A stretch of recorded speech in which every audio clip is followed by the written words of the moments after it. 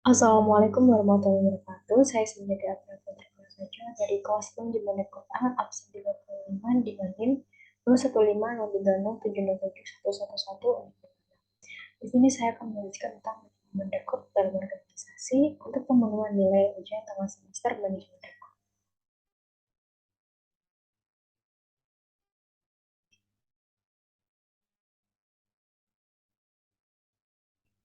Manajemen rekod dalam organisasi. Yang pertama, saya akan menjelaskan terlebih dahulu tentang definisi manajemen. Manajemen dalam bahasa Inggris atau manajemen merupakan pengelolaan, sedangkan kata to manage memiliki melaksanakan, mengurus, mengatur, dan mengelola sesuatu.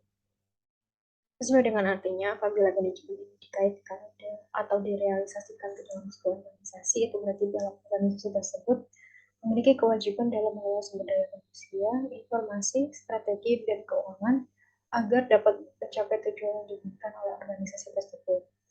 Dan untuk pendekatan ilmiah dari manajemen ini adalah seperti sebuah perencanaan terhadap bagaimana cara kerja organisasi itu akan berjalan, pengambilan keputusan dan penggunaan teknologi masa kini. Selanjutnya adalah definisi manajemen rekod. Manajemen rekod merupakan satu disiplin dan organisasi dalam mengelola rekod untuk kebutuhan operasional bisnis, kebutuhan akuntabilitas, dan harapan masyarakat. Fungsi manajemen yang bertanggung jawab terhadap efisiensi dan kontrol bisnis rekod mulai dari penciptaan, penerimaan, pemeliharaan, penggunaan, dan pemusnahan. Sistem data simpan arsip atau record keeping system yaitu sistem yang didalami untuk capture record sebagai bukti aktivitas bisnis untuk mengolah record tersebut dan untuk menyimpan record apabila dibutuhkan. Lalu terdapat dua prinsip manajemen record, yaitu record yang harus ada dan record yang seharusnya ada. Prinsip rekod yang seharusnya ada ini menimbulkan pertanyaan seperti kemana rekod atau arsip tersebut, apakah menghilang atau dihilangkan. Jika memang ada rekod atau arsip yang menghilang, terdapat badan pencarian khusus untuk itu, yaitu DPA atau R dalam pencarian arsip atau rekod. Dan apabila rekod atau arsip yang menghilang tersebut bersifat sangat penting, maka DPA atau R atau dalam pencarian arsip rekod ini bisa bekerja sama langsung dengan kejaksaan dan lembaga keamanan lainnya. Contoh nyata dari prinsip rekod yang seharusnya ada ini adalah super smart. Berikut ini adalah sistem manajemen rekod atau record management system. Yang pertama, penyimpanan. Rekod perlu disimpan, tidak boleh diletakkan sedemikian rupa sehingga setiap orang dapat membaca rekod bagaimanapun kecilnya tetap bersifat rahasia. Yang kedua, penempatan. Rekod tidak sekedar disimpan, tetapi harus diatur di mana rekod harus diletakkan. Penempatan rekod sangat terkait dengan penemuan kembali apabila diperlukan. Yang selanjutnya, temu kembali. Rekod harus dapat ditemukan kembali apabila diperlukan sebagai bahan informasi dengan mudah dan cepat. Selanjutnya adalah definisi record atau arsip dinamis. Record dengan arsip itu berbeda. Record yang juga bisa disebut dengan arsip dinamis adalah sebuah informasi terekam dalam segala bentuk, termasuk dalam sistem komputer, diciptakan atau diterima atau dipelihara oleh organisasi atau orang dalam transaksi bisnis atau menjalankan kegiatan dan disimpan sebagai bukti kegiatan tersebut.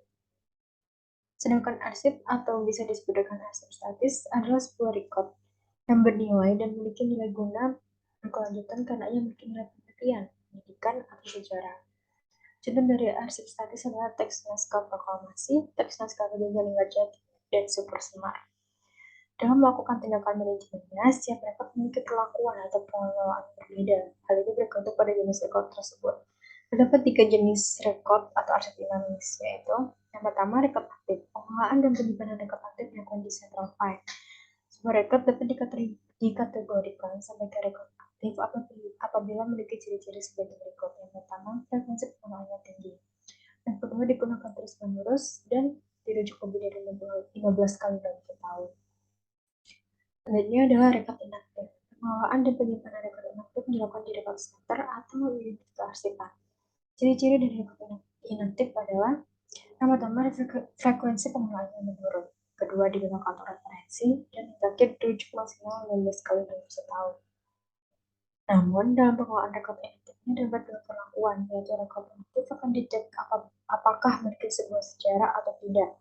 Dan pengecekan ini melibatkan berbagai pihak seperti orang hukum, arsipalis, dan pemilik rekod itu sendiri.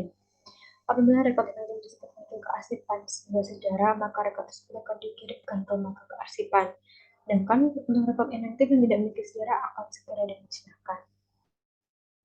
Selanjutnya ada rekod vital, informasi penting yang terekam untuk penyusunan kembali organisasi. Contoh dari rekod jenis ini adalah aset atau seperti surat tanah, BPKB, dan STNK. Selanjutnya adalah peran rekod atau arsip sendiri bagi sebuah organisasi adalah satu, sumber informasi penting organisasi; kedua, menyediakan bukti kegiatan dan pelaksanaan organisasi; ketiga, akuntabilitas organisasi; keempat, mahal dan penciptaan dan pemeliharaan.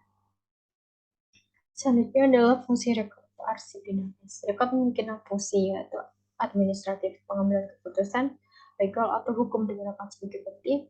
Yang ketiga, finance atau keuangan. Yang ketiga, research atau sebagai sumber primer. Yang kelima, education atau pendidikan. Yang keenam, dokumentasi atau sejarah. Selanjutnya adalah prinsip manajemen rekod. Manajemen rekod memiliki 5 prinsip dan pelaksananya, dan ini harus diterapkan secara berurutan. Kelima prinsip itu adalah: satu, penciptaan; kedua, distribusi; ketiga, penggunaan; keempat, pemeliharaan; dan kelima, pemusnahan. Gambaran dari prinsip manajemen rekod adalah: ketika suatu surat dihasilkan, sebuah formulir diselesaikan, sebuah kaset direkam, atau sebuah pamflet dicetak, berarti sebuah rekod diciptakan.